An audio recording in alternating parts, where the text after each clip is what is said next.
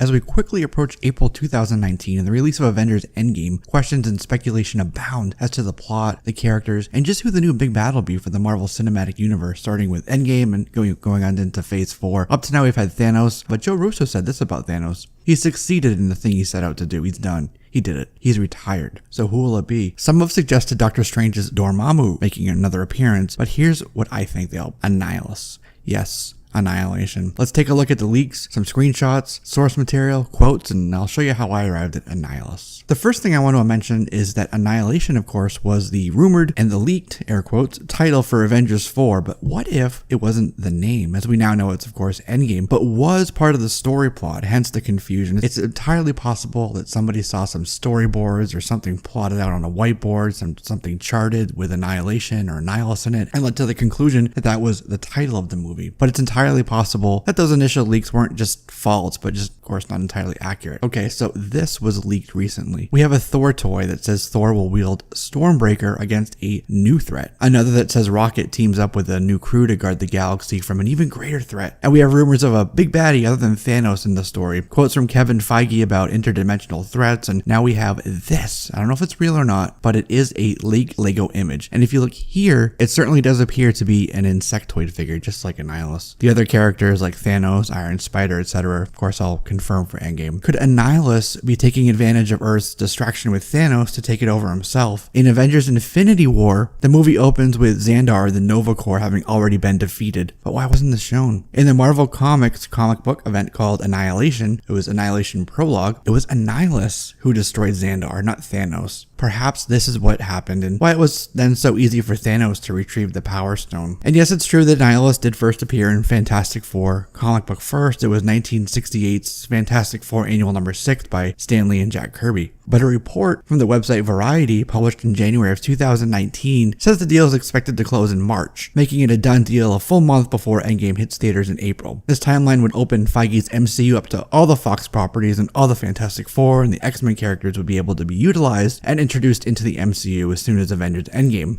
And this means Annihilus will be open as well. So, Annihilus is the Lord of the Negative Zone and commands an entire legion of insect-like soldiers and a vast armada of ships. And during the Annihilation event, Annihilus discovered the Negative Zone's version of the power cosmic called the Opposing Force. Not only that, but he can manipulate matter itself with his cosmic rod. At one point, he allied himself with Thanos to take Galactus prisoner and use Galactus' power to destroy all life in both the Negative Zone and the main Marvel universe, what we call the 616 universe. It took Drax, Galactus, Silver Surfer, Nova, Phyla-Vell, and Star-Lord to destroy the Annihilation Wave. And in October of 2018, Kevin Feige said this movie would open the door for a new team to take up the Guardians' mantle, supporting what was on the back of the toy that I read to you earlier, and now that James Gunn is out of the chair. But is this the new team? Annihilus is also tied to the Raptors, from whom Darkhawk hails, as well as Adam Warlock, Quasar, the Asgardians, and Nova. They've all battled and crossed paths frequently, and they're all rumored to make an appearance very shortly on screen, whether it's Endgame or shortly thereafter into Phase 4.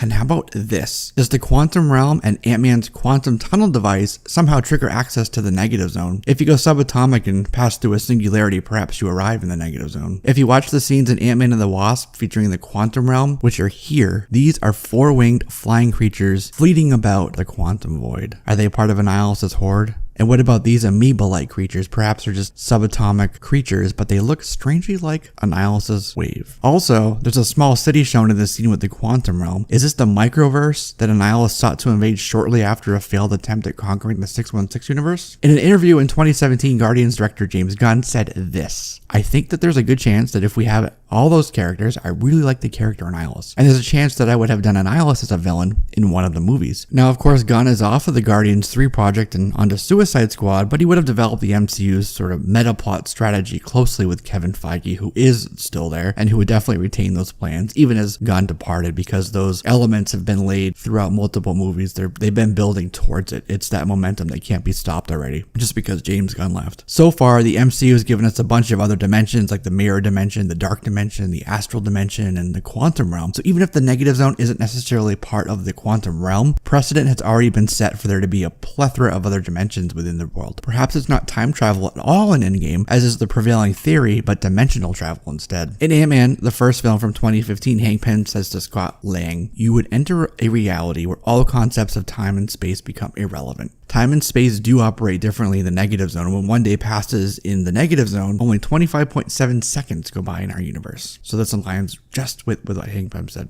So Annihilus is incredibly powerful and all the pieces fit for his introduction, but now it's your turn. I want to hear your thoughts and theories, so let's continue that conversation down in the comments below. Do you want Annihilus to make an appearance? Should they wait until after Avengers 4? Who do you think is the big bad for Marvel? Is it Kang or Galactus or somebody else? And don't forget to like and share this video with your friends and subscribe if it's your first time here. So thank you for that. I'm Jesse, this is JLS Comics, and I will see you in the next video.